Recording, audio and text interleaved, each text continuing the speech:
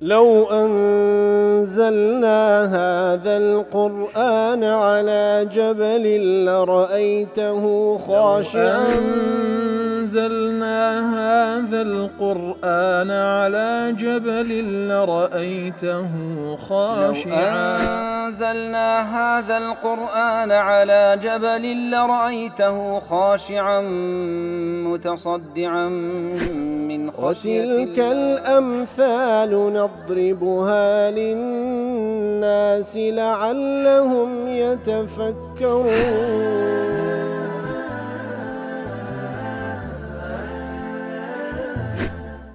الحمد لله والصلاة والسلام على رسول الله وعلى آله وصحبه ومن والاه. السلام عليكم ورحمة الله. برزان خوش حالم لواني 622 لواني كاين تفسير قرآني بيروز بيم وخزمتان ومبس رزامندي رب العالمين وهوادان بإوي آج سودي ليور بقرن. أعوذ بالله من الشيطان الرجيم. بسم الله الرحمن الرحيم. وما قدر الله حق قدره إذ قالوا ما أنزل الله على بشر من شيء قل من أنزل الكتاب الذي جاء به موسى نورا وهدى للناس تجعلونه قراطيس تبدونها وتخفون كثيرا وعلمتم ما لم تعلموا أنتم ولا آباؤكم قل الله ثم ذرهم في خوضهم يلعبون. بل خوش ويسان لو آتا بيروزدا رب العالمين بازلا أو كساندك كوا إيمانيان با بيامكي رسول الله نهينا صلى الله عليه وسلم هم مشركين هم أهل كتاب تفرمي وما قدر الله حق قدره. أو أنا براستي تعظيم رب العالمين يا نزاني وكو أويكوا شاينا بعظيم بزاندري قدر قيمتي بقور بزاندري لكاتك إذ قالوا ما أنزل الله على بشر من شيء كاتك وادلين رب العالمين هيش تيشدانا بزاندي هيش كتابش دانا بزاندي لبو هيج كسيك لبو هيج بشرك براسي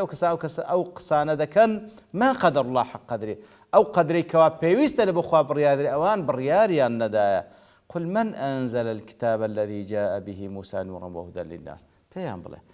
أدي تشي أو كتابي دابزان لبو موسى عليه الصلاة والسلام كوا جاء به موسى كموسى بيهات لبو ناو خلشي وبيامي خلشي راقيان كبريتي ولنور لهدايات لبوها مخلشي تجعلونه قراطيس أو كتاب إخواي قورا أهل كتاب جولك بتعبتي دي كانت سن براوك تبدونها وتخفون كثيرا واتد كوينا كانوا لي كتاب بلكو دي كانت سن براوكو هنديك دشارنوا هنديك بديار ديخن وزوريج دشارنوا وعلمتم ما لم تعلموا وأنتم ولا آباؤكم ولا ريقاي أو بيغمبروا كمحمد المصطفى صلى الله عليه وسلم شتيتشي واتان فيردكا كنبا خوتان نبا أبو بابيرانتان نيدزاني أدي باشا ولا تشي وهاتية قل الله أدي باشا تشي محمد المصطفى فير كرتاوكو أنقو فير بكاتن شتاني كوا نبا خوتان نبا بابيرانتان تانزاني قل الله هر الله سبحانه وتعالى التوراة لبو موسى دابزان هر الله سبحانه وتعالى القرآن دابزان لبو محمد المصطفى صلى الله عليه وسلم كبو هوي واشتواتان فيردكا كنبا خوتان نبا بابيلاتان نتان دزاني ثم ذرهم في خوضهم يلعبون باشان يا رسول الله لا ينقري لباطلنا حقيقي خوان با خريشي قمان بن با خريشي رابواردن وقمان بن بلا بكرتي على آياتك تفرموا وما قدر الله حق قدره أي ما عظموه حق تعظيمه براستي بقوريان نزاني أو اندي شان بقوري بزاندري أو ذاته كاتك وقتيان ما أنزل الله على بشر من شيء حين اجتروا على التفوه بهذه الجملة الشنعاء كاتك وزرأتيان بيداكر أو قسناريك برامبر برامبر برب العالمين برين كوا خواي قول هيس كتابة شدانا بزاندية أو بلغير سر أوي كوا أو خداي كواشاني أو عظمته أوان بو أو حقي بينادنو ياخذ أوي كوا بيويست لبو خواي قول بريار لتعظيمه بقور زانين أوان لبو خواي قول برياري نادن كاتك وادلين رب العالمين هیچ شتێکی دا نەبەزاندیە. طبعا ئەو وەکو دێن ئینشاءالله تەفسیرێکە باسی دەکەین، هەندێک دەڵێن جوولەکەکان ویان دەگۆ، هەندێکی دەڵێن مشریکەکان ویان دەگۆ، بەهیم ئەوانەی کەوا نایانوێ ئیمان بە پەیامی محمد المصطفى بن صلى الله عليه وسلم هەر ئەسڵان نەفی هەموو پەیامێک دەکەن لەلایەن خوای گەورە. هەتا مەشا دەکەی مشریک و بێباوەڕی هەموو سەردەمێک هیچ ئیشکالیان لە وجودی خوای گەورە نەبوو، مەسەلەی وجودی خوا قەزەیەکی بەڵگەنەویستە، بەڵام دێن شەریش دۆ بڕیار دەن، دێن دەڵێن خوای گەورە عەقلی بێن بەخشە بە خۆمان دەزانین کو تەسەڕف بکەین من هەز لە بۆ ژیانی خۆمان دابنێن، ئینکاری ناردنی پەیام دەکەن لەلایەن رب العالمین. ئەوەی کەوا ئینکاری ناردنی پەیام بکە لەلایەن رب العالمین لۆ بەشەریەت ما قدر الله حق قدری، بەڕاستی ئەو قەدرەی کەوا پێویستە لە بۆ خوا بیزانی بە عەظیمی بزانی، ئەو کەسەی کە دەڵێ خوای گەورە پەیامی نەناردیە بەڕاستی ئەو کەسە حەقی خوا عەظەمەتی خوا سبحانه وتعالى لەلای ئەودا وجودی نییە. وذلك منهم مبالغة في إنكار إنزال القرآن على رسول الله صلى الله عليه وسلم، كواتا لبوي كوا مبالغة بكن لإنكار كردني أو كوا قرآن لأن رب العالمين لبو رسول الله دابزيا صلى الله عليه وسلم دلين أصلا نكهر قرآن هيت كتابك لا إخوانا هاتيا سبحانه وتعالى. قل من أنزل الكتاب الذي جاء به موسى نورا وهدى للناس، ده بيان بله أدي باشا چه أو كتابي دابزان دي كلبو موسى هاتيا كبريت التوراة. يعني سبحان الله لهمو سردمي كسانش بباور أواني كبتايبتي بباور برامبر بقرآن بيروزو ببيامي رب العالمين كلبو محمد مصطفى هاتي صلى الله عليه وسلم تمشاهده كي سبحان الله اعتراف بالتوراة وإنزيل لك برام اعتراف ويناك قرآن الله يا إخوائي هاتي سبحانه وتعالى زور عزيبة زور عزيبة لبروي نان بابن بن بو حقي كلان رب العالمين وهاتيا بيان آسائية التوراة وإنزيل شي كأستا تحريف كراية اعتراف بيبكن بلام اعتراف بو قرآننا كان كرب العالمين كفالتي بحفظك كريا اتر بيان بلي ادي چه او كتابي دابزان لبو موسى عليه الصلاة والسلام كوا موسى بيهات دعوي كرد كوا بريتي او كتاب خواي ورص في ذاك كوا نورا وهدى للناس كبريتي ولا نور واترونا تشيكبو لتاريكايكاني زهالته نفامي وان دردهنا لبو نور ايمان وهروها هداية بو وبيانا يفرق به بين الحق والباطل هداية رنمونيك بو او توراة لسر زمان موسى عليه الصلاة والسلام كوا بيان داقيشت كحق وباطل بيليك زيادة كرايوه حق وباطل بيليك زيادة ادي تشي او كتابي دابزان كوصفاتي كهداية نورة شيء أو كتابي لو موسى دابزان ديا كاتك وإن كان كان بهيتش كتاب دانا مزاد شيء أو كتابي دابزان أو كتابي كأهل كتاب تجعلونه قراطيس يعني يجزئونه أوراقا دي كان باش كومال ناي كان يكتبي بابلين هر همو يكوب كانوا لكتبي أو كوالقال أهواء وان نا قنزيل ليدر دينا أو براواني ليدر دينا تبدونها واتا اوي كوابيان خوش اشكراي دكن اوي كبيان خوش اشكراي دكن وتخفون كثيرا بلام زوري تشيج لوانا زوري تشيج لوي كوالقال اهواء الناغونزي تخفون كثيرا دي الشارنوا بلى ومع ذلك فالإلزام يكفي بما يبدونه المعترف لديهم بحقيته كواتا اگر اوي كواب ديارش ديخن او ده ملزمه لبويان كوا مادام ادي شيء او توراتي دابز اگر سي زورشتان لشار ديتو خو بقيه كي كوا بخوتان اعتراف بيدك ادي شيء كتابي دابزان ابو موسى عليه الصلاه والسلام وعلمتم ما لم تعلموا ولسر زمان محمد المصطفى صلى الله عليه وسلم اشتوا فيربون ما لم تعلموا كنتان دزاني انتم ولا اباكم انقو باب بيرانشتان نتان دزاني من المعارف التي لا يرتاب فينا تنزيل رباني لو شتاني كوا لسر زماني بيغمبر صلى الله عليه وسلم فيربون كبخوتان باب بيرانشتان نتان دزاني كوا هيج شكو ما لويدانيه تنزيلة ربانية لأن رب العالمين بيغمبر صلى الله عليه وسلم ما ينطق عن الهوى إن هو إلا وحي يوحى دي واش بالغنيه دي اوي كوا لسر محمد المصطفى فيربوينا شتيت شويه كبخوت باب بيرانتان نتان دزاني كبالجيل سروي وحي رب العالمين اوان كولام نادنوا دي تشي او كتابي دابزان لبو موسى عليه الصلاه والسلام تشي اوي دای بەزان لە بۆ محەممەد المستەفا صلی الله علیه و سلم کە لە ڕێگای ئەودا فێر دەبن شتێک وا کە بۆ خۆتان با بیرەتان وەڵام نادنەوە زمانیان ناگری کە حەق بڵێن و اعتراف بۆ حەق بکەن خوای گەورە دەفەرمی ئەتوو پێیان بڵێ یا رەسوڵ الله قل الله سبحانه وتعالى كوا توراتي شي دابزان وهروها الله سبحانه وتعالى القرآن دابزان دي كوا أتوش فيريان دك يا رسول الله أوشتاني كوا هج شكو جمال لويداني وحي لنا أخوي جورا كبوان راد جيني تفرمي له أخوي جورا فرمان بيغمبر صلى الله عليه وسلم بخد والله ميان بدوا إشعارا بأن الجواب متعين لا يمكن غيره أو ما زال بو كوا والله هر أولا مية أدخل بتماي بلان تشيك داي بزان هر الله داي بزان دي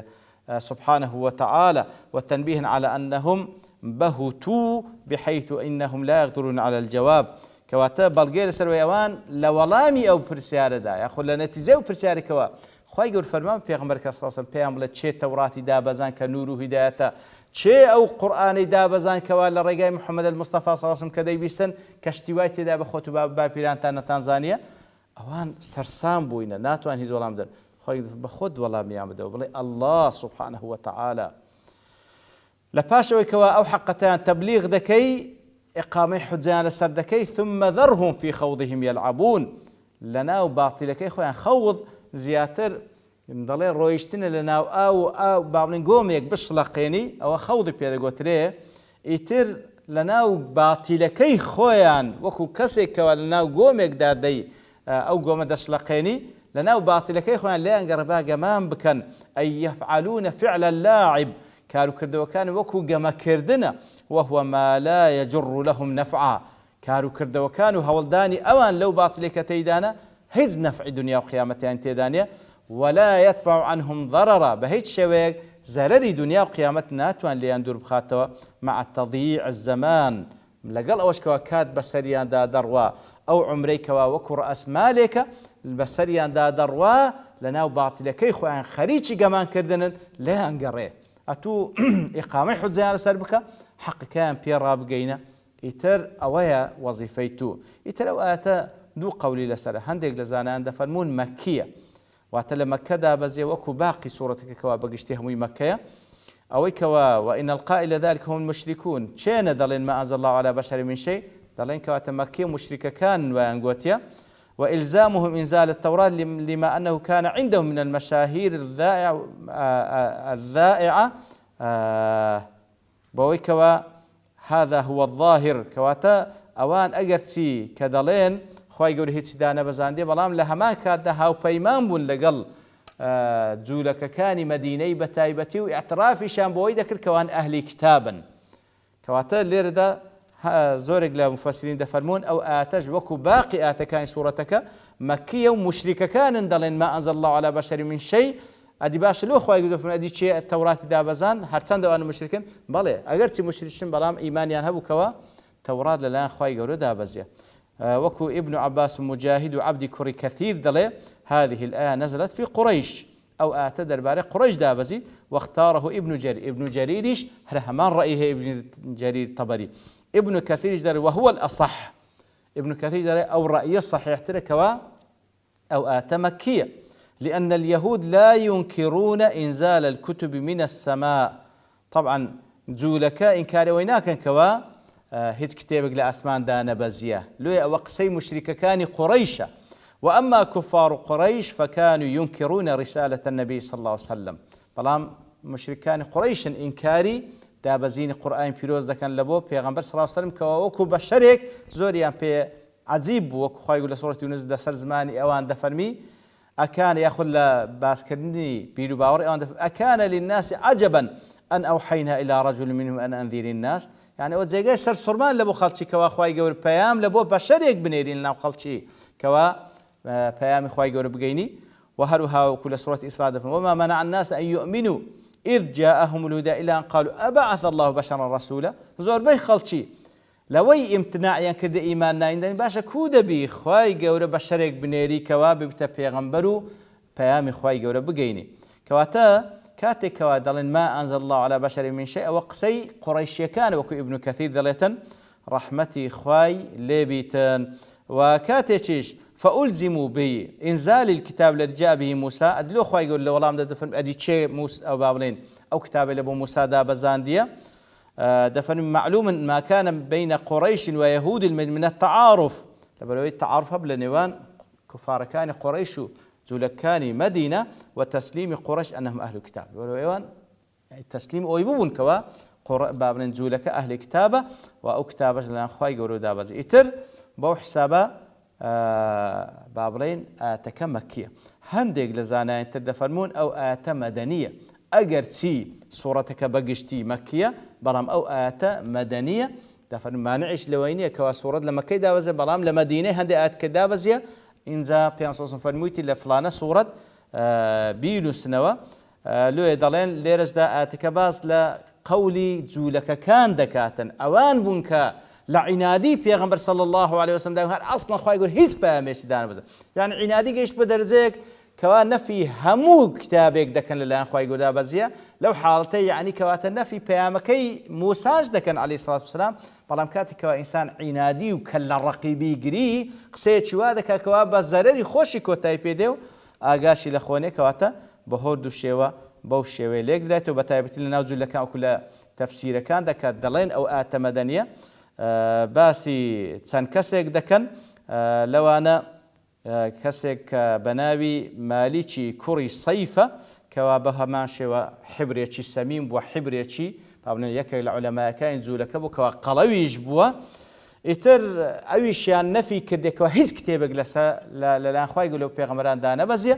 لە ڕچی ئەوەی کەوا نەخۆی ئەعتراف بە قورئانی پیرۆز بکاتن یاخود هەندێک دەیان فینحاز بووە یاخود هەر یەکێکی دیکە والحاصل بەو شێوەیە عولەما دەڵێن یان مەکە یان مەدەنی هیچ ئیشکالێکی لەوەی دانێ ئیتر هەر کەسێک بڵێتن ما أنزل الله على بشر من شيء بەڕاستی ما قدر الله حق قدری ئەو کەسە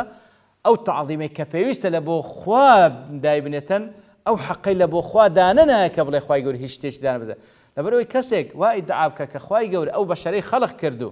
عقلی پێبەخشی و بەڵام ئیهمالیانی کرد والعیاذ بالله پێغەمبەری لۆڕەوان نەکردن بەڕاستی ئەوە لە خوای گەورە ناوەشێتەوە سبحانه وتعالى لە عەظەمەتی خوای گەورە ناوەشێت لێ ئەو کەسێک وا ئینکاری هاتنی پەیام کە لەلایەن خوای گەورە لە بۆ بەشەریەت ئەوە حەقەی ئاخود ئەو عەظەمەتی کە پێویستە لە بۆ خوا من بڕیار بدرێ ئەو عەظەمەتی لە بۆ خوای گەورە بڕیار نەدا ئیتر لە خوای گەورە دەپاڕێنەوە خوای گەورە هیدایەتی هەموو کەسێک بدا کەوا شایانی هیدایەتە ئەوە شایان هیدایەتیش نییە ڕەبی خوایە لە کۆڵ ئەو ئومەتە ئەو بەشەریەتیان بکەیەوە وصلى الله وسلم على نبينا محمد وعلى آله وصحبه أجمعين وآخر دعوانا الحمد لله رب العالمين لو أنزلنا هذا القرآن على جبل لرأيته خاشعا أنزلنا هذا القرآن على جبل لرأيته خاشعا أنزلنا هذا القرآن على جبل لرأيته خاشعا متصدعا من خشية وتلك الأمثال نضربها للناس لعلهم يتفكرون